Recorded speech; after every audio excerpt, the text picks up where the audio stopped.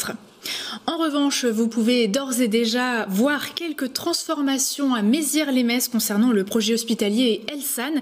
Le premier coup de pelle s'est déroulé en présence des élus pour marquer le début des travaux sur la route départementale 112F. Un giratoire y sera construit pour desservir directement le futur centre hospitalier privé sur la ZAC Val-Euro-Moselle. Cette première étape devrait durer à peu près 4 mois. Les détails avec Léa Riffaut.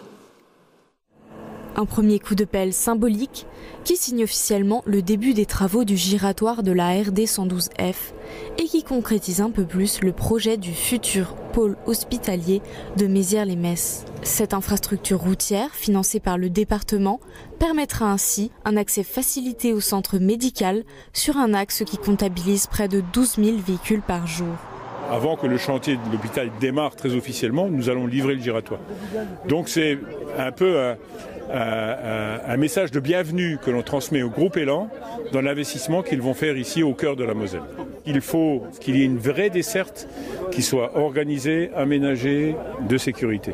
Nous, département, on est là pour aménager les infrastructures routières, pour aménager le contenant, pour que le contenu puisse s'installer. Un contenu à plusieurs millions d'euros qui devrait débuter sa construction à l'automne 2023. Situé sur la ZAC Val-Euro-Moselle, zone stratégique de Mézières-les-Messes, le centre hospitalier privé du groupe Elsan réunira les hôpitaux Claude Bernard de Metz et la clinique Notre-Dame de Thionville.